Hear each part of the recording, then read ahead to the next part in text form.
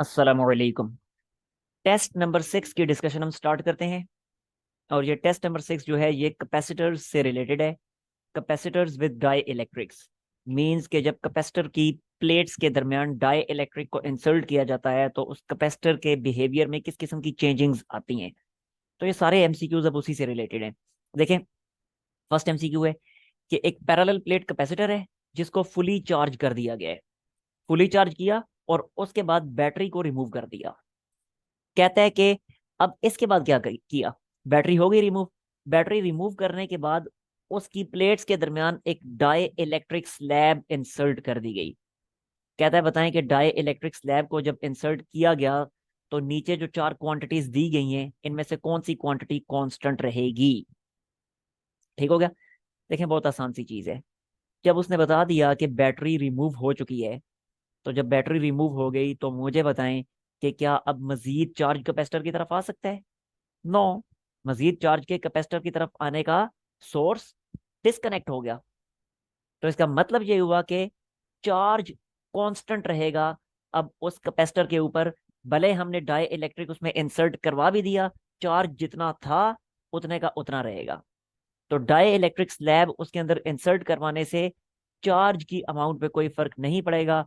Charge की amount constant रहेगी। सो correct answer is option D. आगे ना समझ बात की। ओके जी, नेक्स्ट देखें नंबर 2।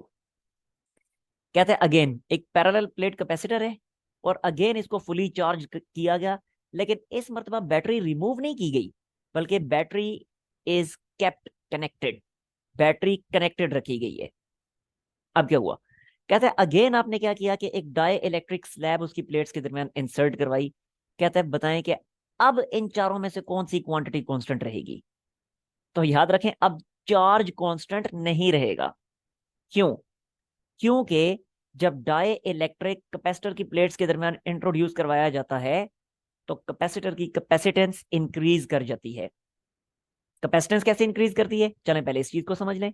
ये देखें जरा, कैपेसिटर की कैपेसिटेंस का फार्मूला क्या होता है, ये होता है ना C is equal to A epsilon naught divided by D. ये किस वक्त का फार्मूला है कैपेसिटेंस का, कि जब उसकी प्लेट्स के दरमियान कोई डाई इलेक्ट्रिक नहीं है। लेकिन जैसे ही डाई इलेक्ट्रिक उसके अंदर इंसर्ट किया जाएगा तो अब जो है उस डाई इलेक्ट्रिक का dielectric constant epsilon R वो भी मल्टीप्लाई होने लग जाएगा। मीन्स के मीन्स के एप्सिलॉन आर जो नई क्वांटिटी है जो हमेशा 1 से बड़ी होती है, इस क्वांटिटी के इस पूरे फ्रैक्शन के साथ मल्टीप्लाई होने से कैपेसिटेंस भी इंक्रीज कर गई। क्योंकि कैपेसिटेंस और एप्सिलॉन आर में डायरेक्ट रिलेशन है। ठीक है। तो जब भी डाई इलेक्ट्रिक को इंसर्ट करवाया जाता है तो कैपेसिटेंस इंक्रीज करेगी। अच्छा ठीक हो गया जी, कैपेसिटेंस तो इंक्रीज करेगी। फर्दर क्या होगा। देखें, जब कैपेसिटर की कैपेसिटेंस इंक्रीज कर गई, कैपेसिटेंस क्या है, एबिलिटी टू स्टोर चार्ज। तो कैपेसिटेंस इंक्रीज कर गई मींस की ability to store charge increase कर गई। तो जब चार्ज स्टोर करने की एबिलिटी इंक्रीज कर गई और साथ ही साथ यहाँ पे हमें कह रहे हैं कि बैटरी भी कनेक्टेड है, यानी चार्ज का सोर्स कनेक्टेड है और कैपेसिटी भी उधर चार्ज की बढ़ गई है, तो इसका मतलब है मजीद चार्ज वहां पे आना शुरू हो जाएगा। इसलिए इस मर्तबा चार्ज कांस्टेंट नहीं रहेगा। ठीक हो गया। तो देखें, कैपेसिटेंस भी कांस्टेंट नहीं है, चार्ज भी कांस्टेंट नहीं है। बाकी दो बचे वोल्टेज और एनर्जी स्टोर्ड। अब इनको देखते हैं। तो इस केस में वोल्टेज कांस्टेंट रहेगी। क्यों? इसको भी देखें जरा, यहां पे समझें कि ये कैपेसिटर है, इसको अगर मैंने बैटरी के साथ कनेक्ट किया हुआ है तो हमें पता है कि जो बैटरी का पोटेंशियल डिफरेंस है V, कैपेसिटर की प्लेट्स के अक्रॉस भी सेम पोटेंशियल डिफरेंस होगा। आई समझ। जो बैटरी का पोटेंशियल डिफरेंस वही पोटेंशियल डिफरेंस कैपेसिटर की प्लेट्स के अक्रॉस भी होगा। तो इसलिए क्योंकि बैटरी का पोटेंशियल डिफरेंस कांस्टेंट है इसलिए कैपेसिटर की प्लेट्स का भी पोटेंशियल डिफरेंस कांस्टेंट रहेगा।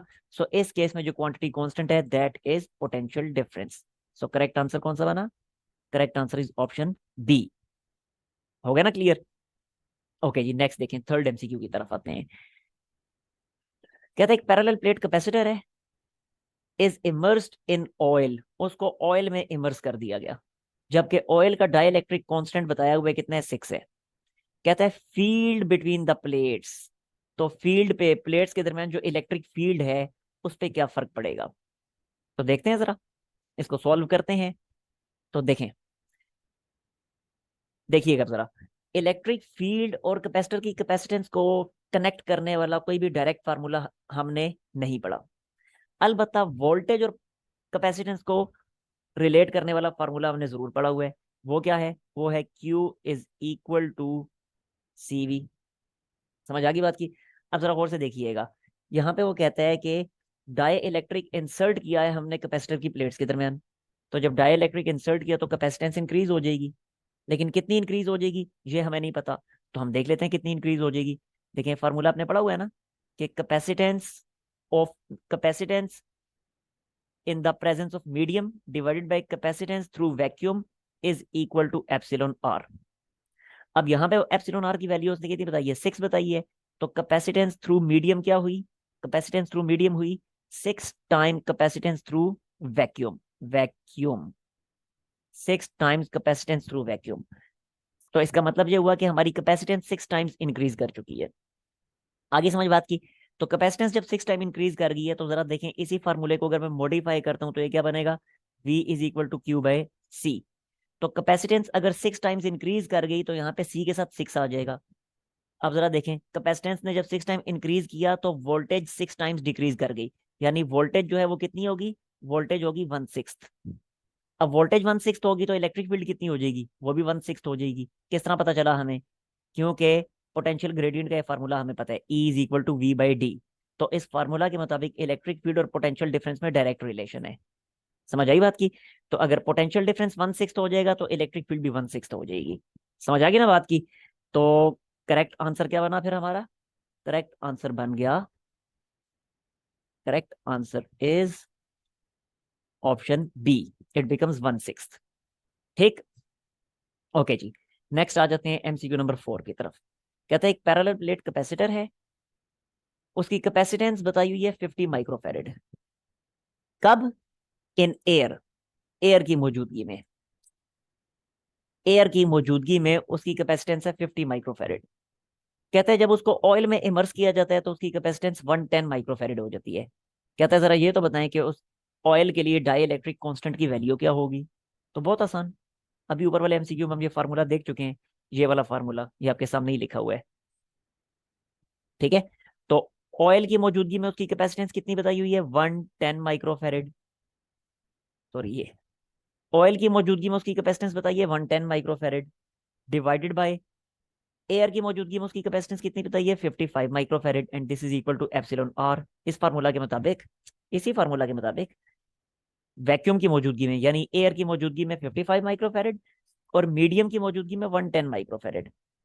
तो अब यहां से एप्सिलॉन आर की वैल्यू कैलकुलेट करना कोई मुश्किल काम रह गया? कितनी आ जाएगी ये बन जाएगी, सॉरी ये 50 था नॉट 55, ये 50 था। तो ये कितनी बन जाएगी? ये बन जाएगी 2.2। तो ये आ गई एप्सिलॉन आर की वैल्यू। ठीक है, so epsilon r is 2.2। Correct answer क्या बना? Correct answer is option B. ओहो sorry sorry sorry, 2.2 option D. ठीक हो गया? ओके जी, ये था MCQ नंबर 4। आगे चलते हैं MCQ नंबर 5 की तरफ।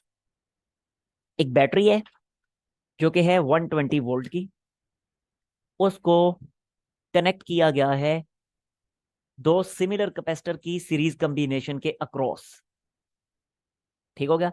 कहता है अब इसके बाद क्या किया? एक डाइलेक्ट्रिक लिया और उस डाइलेक्ट्रिक का जो डाइलेक्ट्रिक कांस्टेंट है वो है 4, उसको स्लिप कर दिया सेकंड वाले कैपेसिटर की प्लेट्स के दरमियान। कहता है बताएं कि अब जो पोटेंशियल डिफरेंस होगा उन दोनों कैपेसिटर्स के अक्रॉस वो कितना कितना होगा, ये बताना है हमने। सोल्व करना पड़ेगा। देखें जरा, करते हैं इसको सोल्व। ये देखें, ये दो कैपेसिटर्स हैं, ये वाले, ये दोनों सीरीज में कनेक्टेड हैं और इन दोनों के साथ एक बैटरी कनेक्ट कर दी गई है कितनी? 120 वोल्ट की। लें जी, ये 120 वोल्ट की बैटरी कनेक्ट कर दी।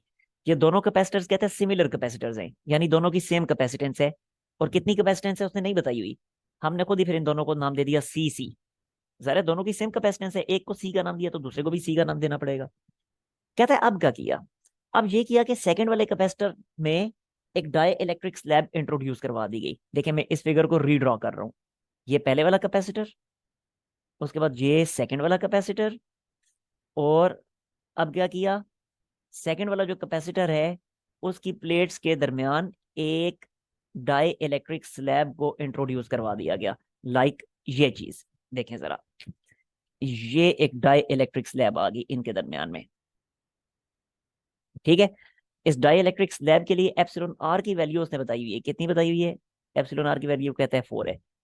कहता है आप ये बताएं जरा कि दोनों कैपेसिटर्स के अक्रॉस कितना कितना वोल्टेज ड्रॉप आ रहा होगा।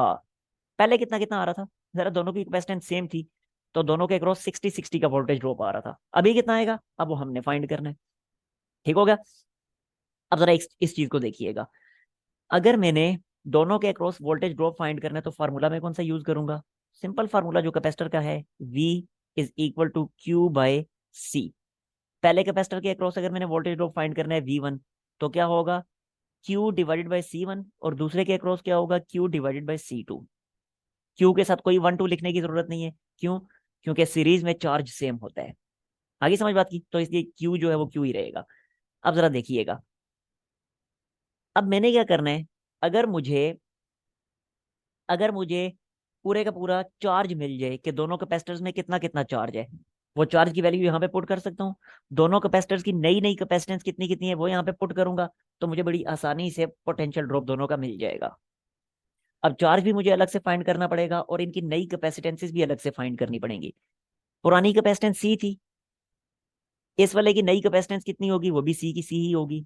वजह, क्योंकि डाई इलेक्ट्रिक इसमें तो इंसर्ट नहीं किया गया, पहले वाले में तो नहीं इंसर्ट किया गया, तो पहले वाले की कैपेसिटेंस सेम रहेगी। सेकंड वाले की अलबत्ता कैपेसिटेंस चेंज होगी। कितनी हो जाएगी सेकंड वाले की कैपेसिटेंस? तो देखें सेकंड वाले की कैपेसिटेंस हो जाएगी 4C। किस तरह? इस तरह। ये वाला फार्मूला अगेन अभी यूज भी किया था पीछे, कि capacitance through medium is equal to epsilon r times capacitance through vacuum. ठीक है, तो पहले इसमें वैक्यूम था तो इसकी कैपेसिटेंस सी थी। अब इसके दरमियान डाइलेक्ट्रिक रख दिया गया तो इसकी कैपेसिटेंस कितनी हो जाएगी? पुरानी वाली कैपेसिटेंस को एप्सिलॉन आर से मल्टीप्लाई करें, और एप्सिलॉन आर की वैल्यू 4 है, तो 4 से मल्टीप्लाई करेंगे तो लिहाजा नई वाली कैपेसिटेंस बन जाएगी 4C। लें जी, कैपेसिटेंस तो दोनों की पता चल गई, जो कि हम इजीली यहाँ पे पुट कर सकते हैं। साथ साथ में पुट भी कर देता हूँ, चलें। ये नीचे C लिख दिया, इधर नीचे 4C लिख दिया। अब क्या करना है? अब मुझे चार्ज चाहिए ऊपर पुट करने के लिए। चार्ज अगर मैं यहाँ पे पुट करूंगा तो मुझे दोनों की वोल्टेजेस मिल जाएंगी, लेकिन चार्ज मेरे पास है नहीं। चार्ज मुझे अलग से फाइंड करना पड़ेगा। अब देखें मैं यहाँ पे इस पूरी कॉम्बिनेशन का चार्ज कैसे फाइंड करूंगा? ज़रा पूरी ये सीरीज में है ना, तो सीरीज में तो चार्ज सेम होता है। जो कॉम्बिनेशन का चार्ज होगा वही इन दोनों का अलग अलग चार्ज भी होगा। तो देखें मैं अलग से इनका चार्ज अब फाइंड कर रहा हूँ। चार्ज का फार्मूला क्या होता है? Q is equal to C V. अब V तो है 120 वोल्ट, लेकिन दोनों की इक्विवेलेंट कैपेसिटेंस कितनी है, कंबाइंड कैपेसिटेंस कितनी है जो मैं यहाँ पे पुट कर सकूँ, वो मेरे पास नहीं है। तो ये इक्विवेलेंट कैपेसिटेंस मुझे फिर अलग से फाइंड करनी पड़ेगी। बहुत आसान है फाइंड करना। देखें दोनों सीरीज में है ना, तो दोनों सीरीज में है तो इनकी इक्विवेलेंट कैपेसिटेंस क्या बनेगी? ये बनेगी C multiply 4C divided by C plus 4C। ऊपर बनेगा 4C स्क्वायर, नीचे बनेगा 5C। जब डिवाइड करेंगे तो बनेगा 4 डिवाइडेड बाई 5C, जो कि बन जाएगा 0.8C। आगे समझ बात की? आगे कैपेसिटेंस इक्विवेलेंट कैपेसिटेंस बस यहाँ पे पुट कर दें। यहाँ पे पुट करेंगे तो ये लिखा 0.8C मल्टीप्लाई V की वैल्यू कितनी है? V की वैल्यू जिसने बताई है 120, यहाँ पे 120 लिखा, तो ये आंसर कितना बन जाएगा? आंसर बन जाएगा 96 कूलम्स। 96C नॉट कूलम्स, ये C एज इट इज आ रहा है, ये कैपेसिटेंस का C है, याद रखिएगा। कूलम के C नहीं है, ये कैपेसिटेंस का C है। कौन सा वाला C? ये वाला जो आया यहाँ पे। ठीक है, तो ये आ गया 96C। तो ये मेरे पास चार्ज आ गया चार्ज। अब इस चार्ज को यहाँ पे पुट कर दें दोनों में, तो यहाँ पे भी लिखा 96C, यहाँ पे लिखा 96C। काम ही खत्म हो गया, C से कैंसिल, तो ये वाली वोल्टेज आ गई 96 वोल्ट। यहाँ पे C और C कैंसिल, 96 और 4 की कटिंग होगी, तो आंसर क्या बनेगा? 24 वोल्ट। तो लें जी, 96 वोल्ट एंड 24 वोल्ट। तो correct option is option C। ठीक हो गया? ओके जी, नेक्स्ट नंबर 6 की तरफ आते हैं। अच्छा आप जरा देखें, एमसीक्यू नंबर 6 और एमसीक्यू नंबर 7 को समझने के लिए ये चीज गौर से समझिएगा। अब जो मैं समझाने वाला हूँ, 6 और 7, पहले चलें 6 के लिए समझा देता हूँ, फिर 7 के लिए अलग से समझा दूंगा। पहले देखें एमसीक्यू नंबर 6 के लिए। एमसीक्यू नंबर 6 में कहता है कि अ capacitor is charge completely and battery is removed. उसके बाद डाई इलेक्ट्रिक को इंसर्ट किया गया इसकी प्लेट्स के दरमियान, तो कहता है इनमें से कौन सी वाली स्टेटमेंट चारों में से ट्रू होगी? ठीक है, तो जरा इस चीज को समझें जो मैं समझाने लगा हूं, कि when dielectric is inserted, when dielectric inserted between the plates of capacitor, understood है, ठीक है। इंसर्टेड कि कैपेसिटर की प्लेट्स के दरमियान जब डाई इलेक्ट्रिक को इंसर्ट किया जाता है तो क्या होगा। पहले वाला, in the absence of battery, in absence of battery यानी बैटरी रिमूव जब कर दी, इन एब्सेंस ऑफ बैटरी। तो देखें जरा बैटरी रिमूव करने से क्या होगा। अब जरा देखें, मैंने डाई इलेक्ट्रिक इंसर्ट किया। एक बात याद रखें, डाई इलेक्ट्रिक इंसर्ट करने से कैपेसिटेंस हमेशा इंक्रीज होती है। डाई इलेक्ट्रिक इंसर्ट करने से कैपेसिटेंस हमेशा इंक्रीज होती है। ये बात अभी पहले मैं समझा भी चुका हूं कैपेसिटेंस के फार्मूला के थ्रू। ये देख लें, ये कैपेसिटेंस का फार्मूला है। इस फार्मूला में बिल्कुल क्लियरली आपको दिखाई दे रहा है कि कैपेसिटेंस जो है वो एप्सिलॉन आर के डायरेक्टली प्रोपोर्शनल है। तो जब आप डाई इलेक्ट्रिक इंसर्ट करवाते हैं तो जब तक तो वैक्यूम था कैपेसिटर की प्लेट्स के दरमियान, तो उस वक्त तक एप्सिलॉन आर की वैल्यू 1 थी। लेकिन जैसे ही कोई डाई इलेक्ट्रिक इंसर्ट करवाएंगे तो डाई इलेक्ट्रिक्स के लिए एप्सिलॉन आर की वैल्यू फिर ग्रेटर देन 1 होती है। तो लिहाजा नतीजा क्या निकलेगा, एप्सिलॉन आर की वैल्यू इंक्रीज होगी डाई इलेक्ट्रिक इंसर्ट करवाने से, तो नतीजा कैपेसिटेंस भी बढ़नी शुरू हो जाएगी। ठीक है, तो अब ये बात पक्की याद रखनी है कि जब भी डाई इलेक्ट्रिक इंसर्ट करवाएंगे कैपेसिटेंस इंक्रीज करेगी, चाहे बैटरी मौजूद नहीं है या चाहे बैटरी मौजूद है, दोनों सूरतों में। अभी जरा देखें, अगर बैटरी मौजूद नहीं है तो क्या होगा, कैपेसिटेंस तो इंक्रीज करनी ही करनी है। ठीक हो गया जी। अच्छा, कैपेसिटेंस इंक्रीज करेगी। अब क्योंकि बैटरी मौजूद नहीं है, तो जब बैटरी मौजूद नहीं है तो चार्ज कैसा रहेगा, चार्ज रहेगा कांस्टेंट। क्यों, क्योंकि जब बैटरी नहीं है तो मजीद चार्ज कैपेसिटर की तरफ आ नहीं सकता, तो चार्ज तो होगा कांस्टेंट। समझ आ गई बात की। अच्छा, अब जरा देखें वोल्टेज पे क्या फर्क पड़ेगा। V किसके इक्वल होता है, V इक्वल होता है Q/C। ये फार्मूला सिंपल कैपेसिटर का जो फार्मूला है उसके मुताबिक। अब जरा गौर से देखें कि चार्ज तो है कांस्टेंट, कैपेसिटेंस कर रही है इंक्रीज, तो वोल्टेज क्या करेगी फिर, वोल्टेज करेगी फिर यकीनी तौर पे डिक्रीज। आ रही है ना समझ बात की। ये सारा कुछ कब हो रहा है, जब हमने डाई इलेक्ट्रिक इंसर्ट करवाया। ठीक है। अच्छा, वोल्टेज जब कर रही है डिक्रीज तो इलेक्ट्रिक फील्ड क्या करेगी, इलेक्ट्रिक फील्ड क्या होती है, वो होती है V/D। अब जरा देखें, जब वोल्टेज डिक्रीज कर रही है तो इलेक्ट्रिक फील्ड भी डिक्रीज करेगी। आगे समझ। अच्छा, कैपेसिटर के अंदर जो एनर्जी स्टोर्ड है वो क्या करेगी, तो कैपेसिटर के अंदर जो एनर्जी स्टोर्ड है U, कौन से वाला फार्मूला हम यूज करते हैं, यूज कर लेते हैं हम कर लेते हैं Q²/2C। क्योंकि एक वेरिएबल कांस्टेंट हो तो हमारे लिए डिसाइड करना आसान हो जाता है। तो यहाँ पे क्योंकि Q कांस्टेंट है तो Q वाला फार्मूला यूज कर लें, या फिर Q²/2C वाला ना करें, चलें अब दूसरा कर लें 1/2QV वाला, ये वाला QV/2। ये नहीं, कोई एक कर लें दोनों में से। ठीक है। अब जरा देखें, चार्ज तो है कांस्टेंट लेकिन पोटेंशियल डिफरेंस डिक्रीज कर रहे हैं, तो एनर्जी स्टोर भी डिक्रीज करेगी क्योंकि डायरेक्ट रिलेशन है। समझ आ गई ना बात की। तो अब ये आपके सामने बिल्कुल सीधा सीधा कॉन्सेप्ट है, कोई रटेबाजी इसमें नहीं है।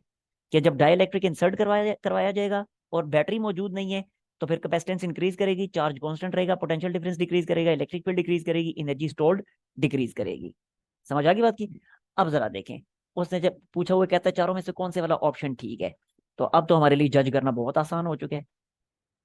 देखें जरा चारों में से कौन से वाला ऑप्शन ठीक है। ये देखें, कहता है कि जो है वो चार्ज डेंसिटी हाफ हो जाएगी। अब चार्ज डेंसिटी क्या होती है, चार्ज डेंसिटी, जाहिर है अगर चार्ज हाफ होगा तो चार्ज डेंसिटी भी हाफ होगी। तो अगर वो कह रहा है चार्ज डेंसिटी हाफ होगी तो बेसिकली वो ये कह रहा है कि चार्ज हाफ हो जाएगा। क्या चार्ज हाफ हुआ था, अभी आपने क्या देखा, चार्ज हाफ हुआ है, नो, चार्ज तो कांस्टेंट था। ठीक है, तो ये ऑप्शन तो क्या गलत हो गया। सेकंड में कहता है कि इलेक्ट्रिक फील्ड डबल हो जाएगी, हो सकती है इलेक्ट्रिक फील्ड डबल, तो नहीं, भी अभी हमने देखा इलेक्ट्रिक फील्ड भी डिक्रीज होती है, लिहाजा ये भी गलत हो गया। ठीक है। फोर्थ में कहता है कि V remains constant, potential difference constant रहेगा, रहा था कांस्टेंट, नहीं भाई पोटेंशियल डिफरेंस तो डिक्रीज हुआ था। और लास्ट में कहता है एनर्जी हाफ, तो एनर्जी डिक्रीज हुई थी ना, हुई थी, यस एनर्जी डिक्रीज हुई थी। तो जब डिक्रीज हुई है तो हाफ होना पॉसिबल है, क्योंकि यहाँ पे ऊपर यही कहा गया है विच of the following can be true, यानी पॉसिबल बेसिस पे हमने डिसाइड करना है कि इनमें से चारों में से कौन सा पॉसिबल बेसिस पे ट्रू है। तो ये आखिरी वाला पॉसिबल बेसिस पे ट्रू है, एनर्जी हाफ वाकई में हो सकती है क्योंकि हमने देखा एनर्जी डिक्रीज होती है। ठीक, ओके जी। अब आ जाए नंबर 7 की तरफ। ऐसे ही है नंबर 7 भी, इसमें भी ट्रू स्टेटमेंट हमने जो है वो फाइंड आउट करनी है। और इस मर्तबा कह रहा है कि बैटरी जो है वो कनेक्टेड है, बैटरी को रिमूव नहीं किया। ऊपर वाले एमसीक्यू में उसने कहा था बैटरी रिमूव की है, यहाँ पे कहता है बैटरी रिमूव नहीं किया। ठीक हो गया। अब जरा देखें, a capacitor is connected to battery and separation between the plates is increased. अच्छा ये एक मिनट, ये सेपरेशन से रिलेटेड है। अब सेपरेशन से रिलेटेड जो है वो अलग से मुझे आपको समझाना पड़ेगा। देखें, पहले ऐसे करें कि इसी को कंप्लीट कर ले, कि अगर बैटरी प्रेजेंट रहती तो फिर क्या होता, उस चीज को भी समझ लें यहीं पे, कि अगर battery in presence of battery, अगर बैटरी प्रेजेंट रहती तो फिर क्या होता, इन प्रेजेंस ऑफ बैटरी। देखिएगा जरा, देखें, कैपेसिटेंस तो इंक्रीज होनी होनी है, मैंने आपको बता दिया कि जब भी डाइलेक्ट्रिक इंसर्ट करवाएंगे तो कैपेसिटेंस इंक्रीज होगी। अच्छा, कैपेसिटेंस तो इंक्रीज होगी, लेकिन अब बैटरी भी प्रेजेंट है, तो बैटरी प्रेजेंट है यानी चार्ज का सोर्स प्रेजेंट है, और कैपेसिटेंस इंक्रीज हो गई है यानी चार्ज स्टोर करने की एबिलिटी इंक्रीज हो गई है, तो होगा क्या, बैटरी मजीद चार्ज देना शुरू कर देगी। नतीजा क्या होगा, इस दफा चार्ज इंक्रीज करना शुरू हो जाएगा। आगे समझ बात की। पोटेंशियल डिफरेंस वो कांस्टेंट रहेगा। क्यों? क्योंकि हमें पता है कि जब बैटरी कनेक्टेड है तो जो बैटरी का पोटेंशियल डिफरेंस होगा वही कैपेसिटर की प्लेट्स का भी होगा, तो पोटेंशियल डिफरेंस कांस्टेंट रहेगा। इलेक्ट्रिक फील्ड क्या होगी, जरा फिर वो भी कांस्टेंट रहेगी। फार्मूला आपके सामने लिखा हुआ है, यही वाला, इसी फार्मूला के मुताबिक। तो जब v कांस्टेंट है तो इलेक्ट्रिक फील्ड ने तो कांस्टेंट रहना ही है फिर, ये आ गया। और आखिर में एनर्जी स्टोर्ड को देख लें। अब एनर्जी स्टोर्ड का कौन से वाला फार्मूला यूज करते हैं हम, अब हम यूज कर लेते हैं 1/2 CV² वाला, क्योंकि आपको मैंने बताया कि एक वेरिएबल कांस्टेंट होना चाहिए। तो इस दफा v कांस्टेंट है, तो वो फार्मूला हम यूज कर लेते हैं जिसमें v मौजूद हो। अब जरा देखें, v कांस्टेंट और कैपेसिटेंस इंक्रीज कर रही है, तो u की c के साथ डायरेक्ट रिलेशन है, तो एनर्जी स्टोर्ड भी इंक्रीज करेगी फिर। समझ आ गई बात की। तो ये इस तरीके से इनसे रिलेटेड आपसे एमसीक्यूज बना के पूछे जा सकते हैं। नेक्स्ट, अब आ जाए एमसीक्यू नंबर 7 की तरफ। लें जी, एमसीक्यू नंबर 7 को अब देखें। एमसीक्यू नंबर 7 में क्या कहता है, a capacitor is connected to a battery and separation between the plates is increase, which of the following can be the correct. अब इसको भी समझने के लिए देखें, ये सारी चीज बिल्कुल ऐसे ही जैसे डाइलेक्ट्रिक्स के लिए थी, बिल्कुल वही सारी चीज इसके लिए भी है। जरा गौर से देखिएगा अब, कि when separation reduced, separation reduced, separation reduced के बारे में मैं आपको पूरा चार्ट बना के देता हूँ। सेपरेशन इंक्रीज्ड के लिए इफेक्ट सारे ऑपोजिट हो जाएंगे, खुद से आपने जज कर लेना है फिर। व्हेन सेपरेशन रिड्यूस्ड यानी कैपेसिटर की प्लेट्स के दरमियान जब सेपरेशन रिड्यूस्ड की जाएगी तो क्या होगा। इसके भी दो केसेस बनते हैं, कि when when battery connected and when battery not connected. When battery connected, और दूसरा केस कि जब बैटरी कनेक्टेड नहीं होगी। ठीक है, दूसरे वाला battery not connected, battery not connected. Okay जी, देखें जरा आप इन दोनों को। पहले इसको देख लें, बैटरी अगर कनेक्टेड है तो जैसे ही हम सेपरेशन को रिड्यूस करेंगे, कैपेसिटेंस का फार्मूला देख लें, C is equal to A epsilon not epsilon r divided by d. बिल्कुल आपके सामने है कि अगर सेपरेशन रिड्यूस होगी, अगर सेपरेशन रिड्यूस होगी तो कैपेसिटेंस इंक्रीज कर जाएगी, क्योंकि इनवर्स रिलेशन है। ठीक है, तो देखें जरा, सेपरेशन रिड्यूस्ड और बैटरी कनेक्टेड है, तो बैटरी कनेक्टेड है, बैटरी कनेक्टेड नहीं है, दोनों सूरतों में कैपेसिटेंस ने इंक्रीज करना ही करना है, दोनों सूरतों में कैपेसिटेंस इंक्रीज करेगी। आगे समझ बात की। अच्छा, आप जरा देखें, अगर कैपेसिटेंस इंक्रीज करेगी, बैटरी तो ऑलरेडी कनेक्टेड है, तो अगर बैटरी कनेक्टेड है तो इसका मतलब है कि चार्ज का सोर्स मौजूद है, वो चार्ज प्रोवाइड कर सकता है। तो जैसे ही कैपेसिटर की कैपेसिटेंस बढ़ेगी, एबिलिटी टू स्टोर चार्ज बढ़ेगी, तो मजीद चार्ज बैटरी की तरफ से आना शुरू हो जाएगा, तो इसका मतलब है चार्ज इंक्रीज होना शुरू हो जाएगा। समझ आई बात की। उधर क्या है, उधर बैटरी कनेक्टेड नहीं है, तो अब भले कैपेसिटेंस बढ़ती रहे ना, जब बैटरी मौजूद नहीं है तो चार्ज किधर से आएगा, तो लिहाजा वहां पे चार्ज कांस्टेंट रहेगा। समझ आ रही ना बात की। अब यहाँ पे जरा देखें, अगर पोटेंशियल डिफरेंस की बात करें तो वी क्या होता है, वी होता है Q/C, लेकिन हम फार्मूला की तरफ जाएंगे ही नहीं, हम यहाँ से जज कर लेंगे। भाई जब बैटरी कनेक्टेड है तो कैपेसिटर की प्लेट्स के अक्रॉस पोटेंशियल डिफरेंस वही रहेगा जो बैटरी का पोटेंशियल डिफरेंस है, तो जब बैटरी का पोटेंशियल डिफरेंस कांस्टेंट तो कैपेसिटर की प्लेट्स का भी पोटेंशियल डिफरेंस कांस्टेंट। ठीक है, यहाँ पे क्या होगा, यहाँ पे देखें, V is equal to Q/C, तो यहाँ पे C इंक्रीज हो रहा है, यहाँ पे C इंक्रीज हो रहा है, तो जब C इंक्रीज होगा तो पोटेंशियल डिफरेंस ऑटोमेटिकली क्या हो जाएगा, डिक्रीज होना शुरू हो जाएगा। ठीक है, क्योंकि यहाँ पे बैटरी नहीं है ना कनेक्टेड भाई, जब बैटरी कनेक्टेड नहीं है तो अब तो पोटेंशियल डिफरेंस वेरी करेगा कैपेसिटर की प्लेट्स का। ठीक है, वो हमने जज कर ली वेरिएशन कैसी आएगी। अच्छा, अब यहाँ पे इलेक्ट्रिक फील्ड को देखें, इलेक्ट्रिक फील्ड क्या होती है, V/D, V/D। अब V कांस्टेंट, तो इसका मतलब है इलेक्ट्रिक फील्ड भी कैसी रहेगी, वो भी कांस्टेंट रहेगी फिर। ठीक है, यहाँ पे जरा देखें, यहाँ पे देखें, E is equal to V by d. तो जब पोटेंशियल डिफरेंस डिक्रीज कर रहा है तो इलेक्ट्रिक फील्ड भी डिक्रीज करेगी। ठीक है, इलेक्ट्रिक फील्ड यहीं पे मैं लिख देता हूँ ऐसे, छोड़े इक्वालिटी को, इलेक्ट्रिक फील्ड आल्सो डिक्रीजेस। ठीक हो गया। एनर्जी स्टोर्ड को अब जरा देखें, एनर्जी स्टोर्ड क्या होगी, कौन सा फार्मूला हम यहाँ पे यूज करें, 1/2 CV² यूज कर लेते हैं। 1/2 CV², यानी एक वेरिएबल कांस्टेंट होना चाहिए ना, तो V कांस्टेंट है तो इसलिए V वाला फार्मूला हमने यूज कर लिया। ठीक है, अब जरा देखें, V तो कांस्टेंट है, कैपेसिटेंस के साथ एनर्जी स्टोर्ड की डायरेक्ट रिलेशन है, तो जब कैपेसिटेंस इंक्रीज कर रही है, ये देखें सॉरी, कैपेसिटेंस जब इंक्रीज कर रही है तो एनर्जी स्टोर्ड भी इंक्रीज करेगी, तो लिहाजा इट इंक्रीजेस। यहाँ पे एनर्जी स्टोर्ड का फार्मूला कौन सा यूज करें, U इज इक्वल टू कौन सी चीज कांस्टेंट है, चार्ज कांस्टेंट है, तो हम यूज कर लेते हैं QV डिवाइडेड बाई 2। अब चार्ज तो कांस्टेंट है, वोल्टेज के साथ इसकी डायरेक्ट रिलेशन है, अब वोल्टेज डिक्रीज हो रही है तो एनर्जी स्टोर्ड भी डिक्रीज होगी। आगे ना समझ बात की, तो इस तरीके से सिर्फ रिलेटेड डिफरेंट MCQs पूछे जा सकते हैं। अब जरा दोबारा आए जरा MCQ की तरफ, ये मैं आपके सामने रख देता हूँ ताकि आपके लिए समझना आसान हो जाए। देखें, वेट, ओके, ये नहीं जी, अब ये आपके सामने ही है। हाँ, मेरा ख्याल है जज करना आपके लिए कोई बड़ी बात नहीं है। इन चारों में से कौन सी वाली स्टेटमेंट जो है वो सही है, क्या चार्ज डेंसिटी डबल होगी, चार्ज डेंसिटी डबल होने का मतलब चार्ज डबल हो जाएगा। अच्छा, यहाँ पे उसने क्या बताई हुई है, कंडीशन कौन सी बताई है, capacitor is connected to battery, connected to battery, इसका मतलब है कि ये वाली पूरी की पूरी जो है ना, ये फर्स्ट वाली, ये फर्स्ट वाला जो चार्ट है, इसके थ्रू हमने हेल्प लेनी है। ठीक हो गया। अब जरा देखें, तो चार्ज डबल हो जाएगा, चार्ज डबल होने का मतलब है कि, सॉरी, चार्ज डेंसिटी के बारे में कह रहा है, कहता है चार्ज डेंसिटी डबल हो जाएगी, तो चार्ज डेंसिटी डबल होने का मतलब है कि चार्ज डबल हो जाएगा, तो क्या चार्ज डबल होगा, नो। अब आप लोगों ने कह रहे हैं नहीं चार्ज इंक्रीज ही तो कर रहे हैं, तो जी चार्ज इंक्रीज कर रहे हैं, लेकिन हमने ये सारे का सारा किस केस में किया है, उस केस में किया है कि जब सेपरेशन रिड्यूस होगी। यहाँ MCQ की स्टेटमेंट के मुताबिक सेपरेशन रिड्यूस नहीं हो रही, बल्कि सेपरेशन इंक्रीज हुई है। देखें, separation between the plates is increased, यहाँ सेपरेशन इंक्रीज हुई है, तो जो हमने इफेक्ट्स नीचे यहाँ पे लिखे हुए हैं, ये सारे के सारे, ये सारे इफेक्ट्स ऑपोजिट हो जाएंगे। ठीक है, तो जरा देखें, चार्ज इंक्रीज होता है लेकिन सेपरेशन रिड्यूस करवाते हुए, यहाँ पे सेपरेशन इंक्रीज हुई है तो चार्ज इंक्रीज नहीं करेगा बल्कि डिक्रीज करेगा। ऑप्शन ए में तो कह रहा है चार्ज इंक्रीज करेगा, लिहाजा ऑप्शन ए गलत हुआ। ठीक होगा।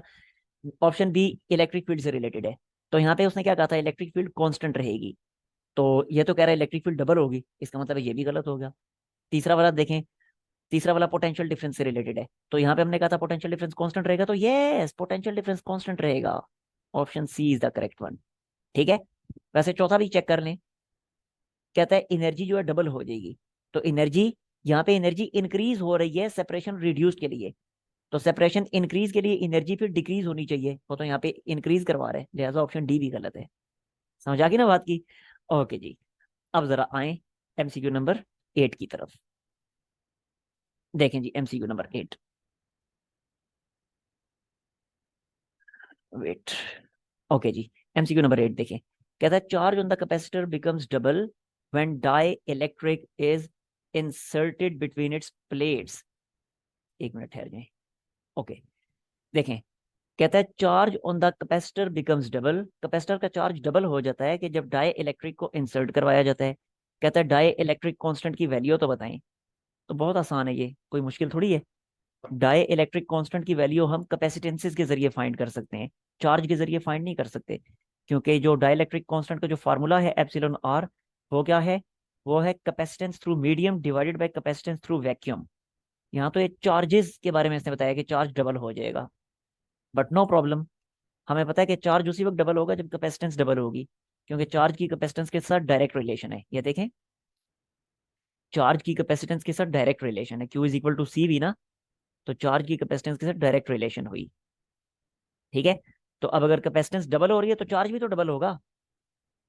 ठीक, तो कैपेसिटेंस, अगर वो चार्ज डबल होने का कह रहे हैं तो इसका मतलब है कि ढके छुपे अल्फाज में वो आपको ये बता रहे हैं कि कैपेसिटेंस डबल हो रही है, तो लें भी फिर, इसका मतलब ये हुआ कैपेसिटेंस डबल होने का कि capacitance through vacuum is 2 times capacitance through medium is 2 times of capacitance through vacuum, ये मतलब है कैपेसिटेंस डबल होने का। ठीक हो गया। तो अब एप्सिलॉन आर किसके इक्वल होता है, एप्सिलॉन आर इसी के तो इक्वल होता है, capacitance through medium divided by capacitance through vacuum. Value put कर दें कैपेसिटेंस थ्रू मीडियम की, ये है 2 times of capacitance through vacuum, नीचे capacitance through vacuum as it is, cancel out होंगे तो एप्सिलॉन आर की वैल्यू हमारे पास आ गई 2। तो करेक्ट आंसर क्या बना? करेक्ट आंसर बना हमारे पास ऑप्शन ए। ठीक, ओके जी, ये हो गए 8 एमसीक्यूज। आते हैं एमसीक्यू नंबर 9 की तरफ। कहते हैं a capacitor is connected to the battery and insulator of dielectric constant K is inserted between the plates to keep charge density constant. अच्छा, एक बात याद रखिएगा, बार बार मैं आपको बता चुका हूँ, चार्ज डेंसिटी के बारे में जब भी वो बात करता है तो इसका मतलब है कि वो इनडायरेक्टली चार्ज के बारे में इंफॉर्मेशन प्रोवाइड कर रहा है आपको। ठीक है, तो अगर वो कह रहे हैं कि चार्ज डेंसिटी कांस्टेंट रहेगी तो इसका मतलब है वो ये आपको बता रहे हैं कि चार्ज कांस्टेंट रहेगा। ठीक हो गया ना? अच्छा, आगे देखें थोड़ा। कहता है to keep the charge density constant the separation between the plates become dash times of its original value. तो सेपरेशन जो है अपनी ओरिजिनल वैल्यू का डैश टाइम्स हो जाएगी। और नीचे चार बताएं, के 2 के 4 के। अच्छा, अब ये के क्या बोला है? के बारे में उसने ऊपर ही बता दिया है कि K is dielectric constant, यानी एप्सिलॉन आर की, epsilon r dielectric constant है ना, उसका एप्सिलॉन आर की जगह उसने के कह दी है। तो एप्सिलॉन आर कहे या के कहे, बात तो एक ही है, उसने कह दिया जब के इज डाई इलेक्ट्रिक कॉन्स्टेंट। ठीक है, तो देखें कैपेसिटर को बैटरी के साथ कनेक्ट किया गया और फिर एक डाई इलेक्ट्रिक इंसर्ट कर दिया गया। तो अगर हम चार्ज कांस्टेंट रखना चाहते हैं तो कहता है ये बताएं कि कैपेसिटर की प्लेट्स के दरमियान सेपरेशन को कितने टाइम्स इंक्रीज या डिक्रीज करवाना पड़ेगा। तो सॉल्व करते हैं, इसको सॉल्व करके पता चलेगा, ऐसे तो नहीं पता चलने वाला। तो देखें जरा। देखें जी, कैपेसिटर का बेसिक फार्मूला हम यूज कर लेते हैं, Q is equal to C V. ठीक हो गया?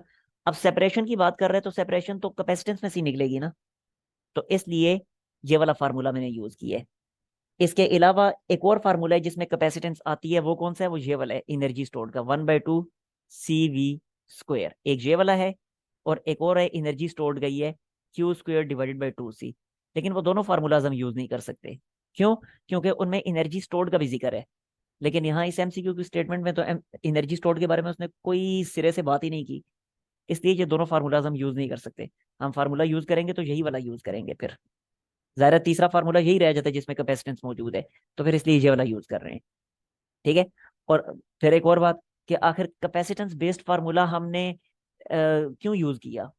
तो उसकी वजह यह है कि यहाँ पे हमसे वो सवाल कैपेसिटर की प्लेट्स के दरमियान सेपरेशन जो होती है उस सेपरेशन के बारे में सवाल पूछ रहा है, और सेपरेशन तो होती ही इसके फार्मूला में। ठीक है ना, इसलिए ये वाला फार्मूला यूज किया।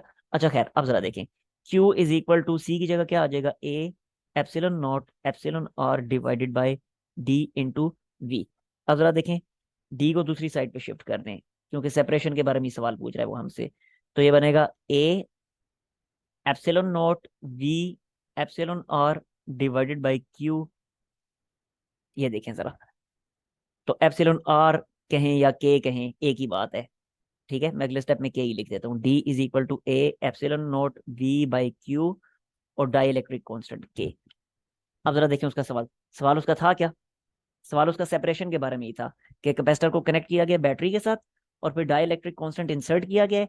उसकी चार्ज डेंसिटी को अगर मैंने कांस्टेंट रखना है, यानी अगर मैंने चार्ज को कांस्टेंट रखना है, तो जो सेपरेशन है वो कितने टाइम्स हो जाएगी? तो सेपरेशन कितने टाइम होगी? के टाइम्स हो चुकी है। आगे समझ बात की? सो करेक्ट आंसर क्या बना? Correct answer is, correct answer is option A. ठीक, ओके जी, नेक्स्ट आ जाते हैं एमसीक्यू नंबर 10 की तरफ। एमसीक्यू नंबर 10 है a capacitor is charged completely, sorry, okay अब देखें, a capacitor is charged completely and then battery is remove. Capacitor को charge किया और बैटरी रिमूव कर दी। Now separation is doubled to keep the voltage constant, a dielectric of value dash is inserted. तो dielectric की value कितनी होनी चाहिए? अब जरा और से देखिएगा एक चीज, कहते हैं बैटरी इज रिमूव्ड, उसको चार्ज किया और बैटरी रिमूव कर दी। जब बैटरी रिमूव कर दी तो इसका मतलब है कि कैपेसिटर की प्लेट्स का चार्ज कांस्टेंट हो गया। दूसरी एक और बात क्या क्या कह रहे हैं? सेपरेशन डबल हो गई। और उसकी वोल्टेज को भी आपने कांस्टेंट रखना है। देखें, बैटरी रिमूव का जब उसने कहा तो वहां से उसने इनडायरेक्टली आपको बता दिया कि चार्ज इज कांस्टेंट। फर्दर यहाँ पे उसने कह दिया कि वोल्टेज इज कांस्टेंट। ठीक है, सेपरेशन का जिक्र भी उसने कर दिया, तो सेपरेशन तो निकलती कैपेसिटेंस के फार्मूला से है। ठीक है, तो देखें कौन कौन से वेरिएबल डिस्कस कर रहा है। यहाँ पे चार्ज के कांस्टेंट होने के बारे में कह रहा है, सेपरेशन की बात करके कैपेसिटेंस की तरफ इशारा दे रहा है, और वोल्टेज कांस्टेंट की बात करके वोल्टेज की तरफ इशारा दे रहा है। तो कौन सी इक्वेशन है जिसमें ये तीनों वेरिएबल्स हैं, कैपेसिटेंस, वोल्टेज एंड चार्ज? वही Q equal to C V. तो लिहाजा उसी को फिर हमने यूज करना है। ठीक हो गया, तो लें जी फिर यही फार्मूला यूज किया, Q is equal to C V. तो Q is equal to C की जगह क्या लिखा, A epsilon not epsilon r divided by d into V. Epsilon r की वैल्यू उसने हमसे पूछी है, तो एप्सिलॉन आर को एक साइड पे, बाकी सारा कुछ दूसरी साइड पे शिफ्ट करते हैं, तो बना Q d divided by A epsilon not divided by V. अब जरा देखें, कहता है आप एप्सिलॉन आर की वैल्यू बताएं अगर सेपरेशन को हाफ कर दिया जाए। आई थिंक सो कि हाफ का ही कह रहा है, let me check it again. तो कहते हैं सॉरी, सेपरेशन को डबल कर दिया जाए, हाफ नहीं कर दिया जाए, डबल कर दिया जाए। सेपरेशन को अगर डबल कर दिया जाए तो देखें बिल्कुल क्लियर है ना कि एप्सिलॉन आर की सेपरेशन के साथ डायरेक्ट रिलेशन है। तो अगर सेपरेशन डबल होगी तो एप्सिलॉन आर की वैल्यू भी डबल हो जाएगी। ठीक है, तो अगर ये डबल, तो इसका मतलब है एप्सिलॉन आर जो है वो भी क्या हो जाएगा, डबल। तो एप्सिलॉन आर की वैल्यू क्या आई, एप्सिलॉन आर की वैल्यू 2 आ गई। ठीक है, अच्छा अब आप लोग कहेंगे कि एप्सिलॉन आर डबल होने से वैल्यू 2 कैसे बन गई? तो एप्सिलॉन आर डबल होने से वैल्यू 2 ऐसे बन गई कि एप्सिलॉन आर की पहले वैल्यू क्या थी, जब बीच में वैक्यूम था, तो उस वक्त तो वैल्यू 1 थी ना। उस वक्त तो वैल्यू 1 थी ना, जब बीच में वैक्यूम था। तो एप्सिलॉन आर की वैल्यू अगर डबल होगी तो 1 का डबल क्या होता है, 2 ही तो होता है। इस तरीके से एप्सिलॉन आर की वैल्यू 2 आई। ठीक है, तो देखें करेक्ट ऑप्शन क्या बनता है हमारा। ऑप्शन कौन सा बन रहा है, ऑप्शन बी बन रहा है। ठीक है, ओके जी, नेक्स्ट आ जाए एमसीक्यू नंबर 11 की तरफ। कहते हैं capacitor is connected to a battery to make stored energy twice, separation between the plates. Stored energy को ट्वाइस करना है, तो सेपरेशन बिटवीन द प्लेट्स क्या होनी चाहिए, हाफ होनी चाहिए, क्या होनी चाहिए? अब इस मर्तबा वो कह रहे हैं कि capacitor is connected to the battery. Capacitor battery के साथ कनेक्टेड है, तो जब कैपेसिटर बैटरी के साथ कनेक्टेड है तो इस दफा चार्ज कांस्टेंट नहीं है बल्कि वोल्टेज कांस्टेंट है। ठीक हो गया, और एनर्जी स्टोर्ड के बारे में कह रहा है कि एनर्जी स्टोर्ड भी ट्वाइस होगी है। तो अब जरा देखें कौन सा फार्मूला है जिसमें एनर्जी स्टोर्ड का भी जिक्र हो और जिसमें capacitor is connected to battery, तो इसका मतलब है वोल्टेज कांस्टेंट, जिसमें वोल्टेज का भी जिक्र हो, एनर्जी स्टोर्ड का भी जिक्र हो। तो वो कौन सी है, वो है U is equal to 1/2 CV²। ठीक हो गया, और क्योंकि हमने सेपरेशन भी निकालनी है ना, सेपरेशन ज़ाहिर कैपेसिटेंस से ही निकलेगी, तो इसका मतलब है हमारे फार्मूला में कैपेसिटेंस भी मौजूद होनी चाहिए, हमारे फार्मूला में एनर्जी स्टोर्ड भी मौजूद होनी चाहिए, और हमारे फार्मूला में वोल्टेज भी मौजूद होनी चाहिए। तो ऐसा फार्मूला फिर यही है, U is equal to 1/2 CV²। इसलिए इसी फार्मूला को हमें यूज करना पड़ेगा। तो देखें जरा, करते हैं इस फार्मूला को हम यूज। तो ये देखें जी, U is equal to 1/2 CV²। और क्योंकि स्पेसिंग की बात कर रहे हैं, कैपेसिटर की प्लेट्स की स्पेसिंग की बात कर रहे हैं, तो सी की वैल्यू पुट करनी पड़ेगी, A epsilon not epsilon r divided by d into V²। ठीक हो गया, अच्छा जी, अब यहाँ पे हमसे पूछा हुआ क्या, हमने क्या करना है, एमसीक्यू नंबर 11 था। A capacitor is connected to the battery to make stored energy twice, separation between the plates. Separation between the plates क्या हो जाएगी उसके बारे में हमने बताना है। तो डी को सेपरेट कर लें, उधर ले जाएं, यू को इधर ले आए, तो इधर ये क्या बनेगा, A epsilon not epsilon r V² divided by 2 DU। ठीक, अब जरा देखें, यहाँ पे उसने कहा हुआ है कि सेपरेशन बिटवीन इनके दरमियान जो सॉरी एनर्जी स्टोर्ड जो है, एनर्जी स्टोर्ड कितनी हो जाएगी, एनर्जी स्टोर्ड हो जाएगी ट्वाइस।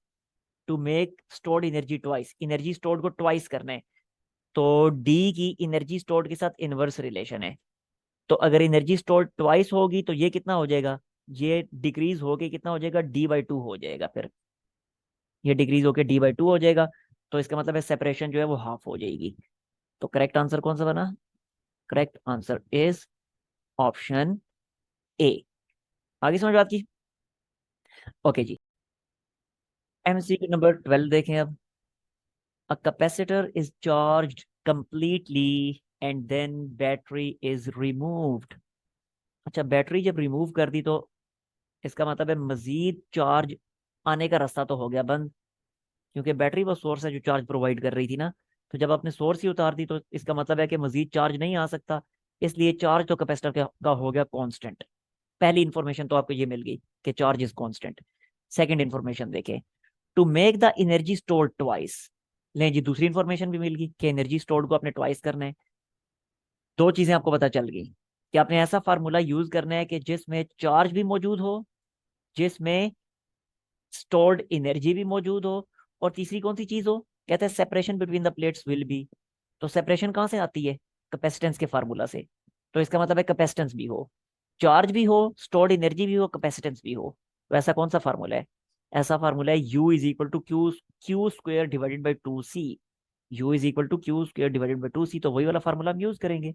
ये देखें जरा, u is equal to Q square divided by two c. ठीक हो गया। सेपरेशन के बारे में हमने बताना है, तो यहां से सेपरेशन निकाल लें। u is equal to Q square divided by two, और a epsilon not epsilon r divided by d। d को ऊपर शिफ्ट करें तो u is equal to Q square d divided by two a epsilon not epsilon r। अब कह रहे हैं कि स्टोर्ड एनर्जी ट्वाइस की है, तो सेपरेशन पे क्या फर्क पड़ेगा। तो बिल्कुल क्लियर है आपके सामने कि सेपरेशन की स्टोर्ड एनर्जी के साथ डायरेक्ट रिलेशन है, तो it is directly proportional to U. तो अगर स्टोर्ड एनर्जी ट्वाइस होगी तो सेपरेशन भी ट्वाइस हो जाएगी, बात ही खत्म होगी। तो करेक्ट आंसर क्या बना, correct answer is stored energy. if the stored energy is twice then the separation also becomes twice, double, option C. आगे ना समझ बात की। ओके जी, नेक्स्ट आ जाते हैं नंबर 13 की तरफ।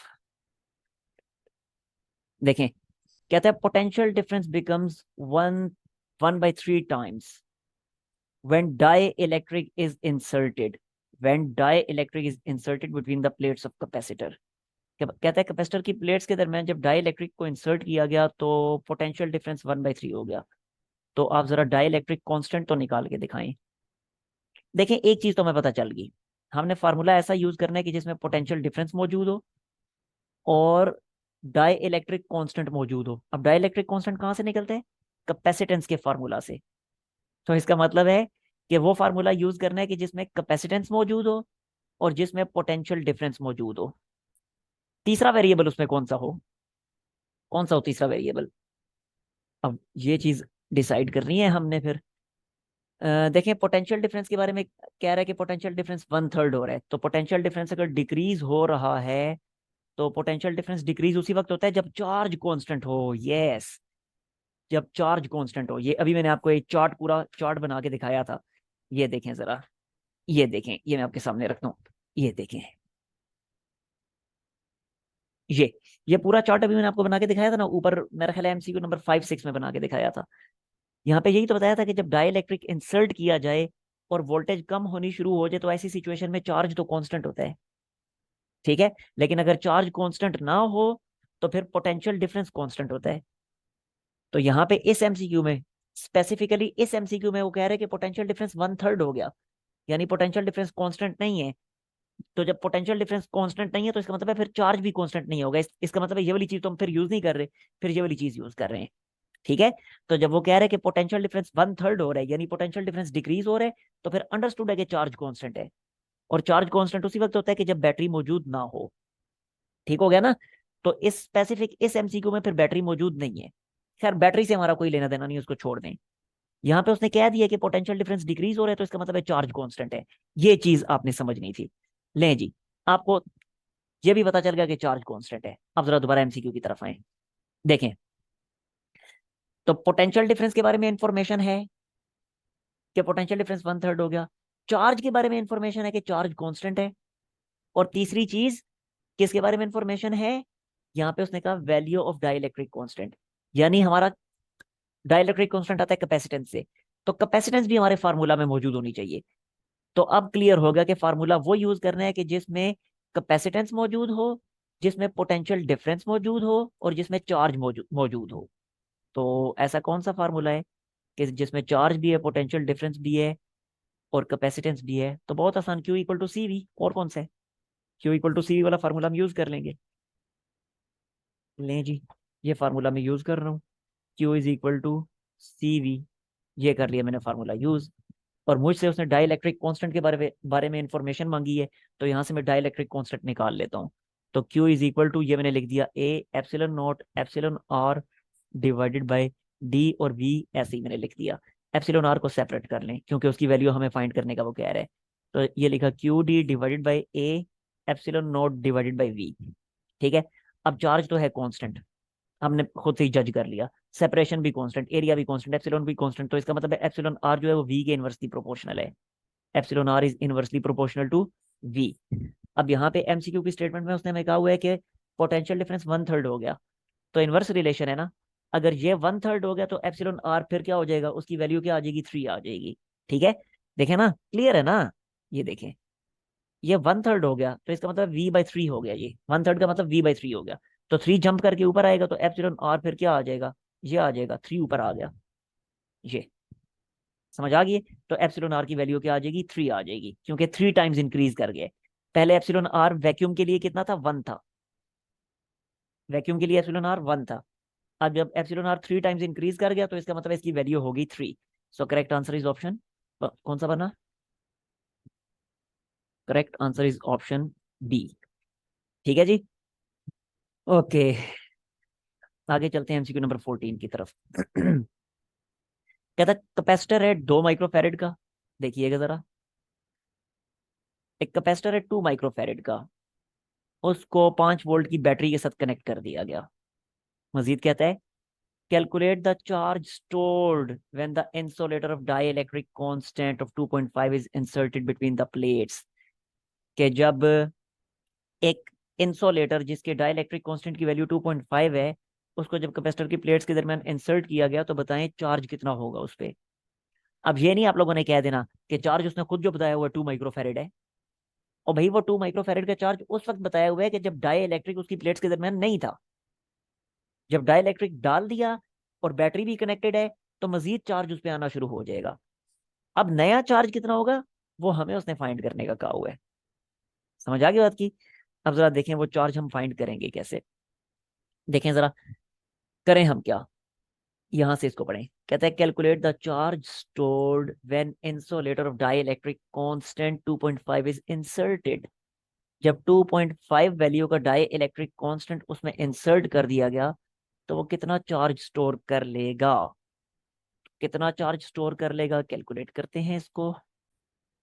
देखें जी, ये वाला फार्मूला हम यूज कर लेंगे, Q is equal to C medium into V. ये सी मीडियम को भी छोड़ें, बल्कि इसको छोड़े, मैं नए सिरे से कर देता हूँ, कंफ्यूजन क्रिएट करेगा ये आपके लिए। देखें, ये वाला फार्मूला मैं यूज करूंगा, Q is equal to capacitance multiply potential difference. भाई मुझे कैसे पता चला मैं ये फार्मूला यूज करूं? मुझे ऐसे पता चला कि चार्ज उसने मुझे फाइंड करने का कहा हुआ है, वोल्टेज उसने खुद ही मुझे बताई है। उसने बताया ना कि 5 वोल्ट की बैटरी कनेक्टेड है कैपेसिटर के साथ, तो वोल्टेज उसने मुझे बताई हुई है। कैपेसिटेंस मैं बड़े आराम से फाइंड कर सकता हूँ। ठीक हो गया। अच्छा, कैपेसिटेंस में फाइंड कैसे करूंगा? उसके लिए पहले तो बताइए कैपेसिटेंस है कौन सी वाली। ये उस वक्त की कैपेसिटेंस है कि जब डाई इलेक्ट्रिक को इंसर्ट कर दिया गया कैपेसिटर की प्लेट्स के दरमियान। क्योंकि इसने मुझसे चार्ज उस वक्त का पूछा हुआ है कि जिस वक्त डाई इलेक्ट्रिक इंसर्ट किया कैपेसिटर की प्लेट्स के दरमियान। तो जब चार्ज उस वक्त का पूछा है तो कैपेसिटेंस भी तो उसी वक्त की होगी ना। ठीक है। और उस वक्त की जो कैपेसिटेंस है उसको फिर क्या कहेंगे, कहेंगे कैपेसिटेंस थ्रू मीडियम, क्योंकि मीडियम इंसर्ट कर दिया, डाई इलेक्ट्रिक इंसर्ट कर दिया। आगे ना समझ बात की? अब जरा देखें, अगले स्टेप में मैं क्या लिख दूंगा, कैपेसिटेंस थ्रू मीडियम की जगह मैं ये लिख दूंगा, मैं लिखूंगा epsilon r multiply capacitance through vacuum. जबकि ये वाला वोल्टेज का वी ऐसे ही लिख दिया। अब इसकी जगह ये बला मैंने कैसे लिख दी, देखें, यही वही पुराना फार्मूला जो आपको पहले से पता है कि capacitance through medium divided by capacitance through vacuum is equal to epsilon r. तो यहां से कैपेसिटेंस थ्रू मीडियम की वैल्यू मैंने सेपरेट की ना मल्टीप्लाई करके, तो यही आपके सामने है। ठीक है। अब जरा देखें एप्सिलॉन आर की वैल्यू और जो है कैपेसिटेंस थ्रू वैक्यूम की वैल्यू कितनी उसने बताई है, ये उसने हमें बताई हुई है एमसीक्यू में ही। तो देखें, कैपेसिटर की जो कैपेसिटेंस थी वैक्यूम की मौजूदगी में, वो थी 2 माइक्रोफेरेड और वोल्टेज है 5 वोल्ट। ठीक हो गया। और एप्सिलॉन आर की वैल्यू है 2.5। तो ये सारी वैल्यूज यहाँ पे पुट कर देते हैं। ये देखें, एप्सिलॉन आर की वैल्यू है 2.5, कैपेसिटेंस थ्रू वैक्यूम उसने बताई हुई है 2, वोल्टेज उसने बताई है 5। इनको मल्टीप्लाई करें तो ये सीधा सीधा क्या बन गया, ये बन जाएगा 25 माइक्रो कूलम्ब। समझ आ गई बात की? क्योंकि ये वाली जो वैल्यू उसने कैपेसिटेंस की बताई थी ये माइक्रो कूलम्ब में थी, तो लिहाजा ये भी फाइनल रिजल्ट भी माइक्रो कूलम्ब में ही आएगा। तो देखिए आंसर कौन सा बनता है फिर। आंसर बन गया ऑप्शन ए। आगे समझ बात की? ओके जी, लास्ट एमसीक्यू देख लेते हैं। 1000 capacitors of 1000 microfarad each. Her capacitor जो है वो कितने कितने माइक्रोफेरेड के? 1000 माइक्रोफेरेड के। तादाद इनकी कितनी है? तादाद भी इनकी 1000 है। कहता है ये बता, और ये सारे के सारे कनेक्ट कैसे किए हैं? सीरीज में। कहता है बताएं इनकी इक्विवेलेंट कैपेसिटेंस क्या बनेगी पूरे कॉम्बिनेशन की। तो बहुत आसान। देखें सारे के सारे कैपेसिटर्स कितने कितने माइक्रोफेरेड के हैं? 1000 माइक्रोफेरेड के हैं। इसका मतलब है आइडेंटिकल कैपेसिटर्स हैं। और आइडेंटिकल कैपेसिटर की सीरीज कैपेसिटेंस का फार्मूला मैंने आपको इससे पिछले टेस्ट में बताया था। वो फार्मूला क्या होता है? Equivalent capacitance of series combination of identical capacitors.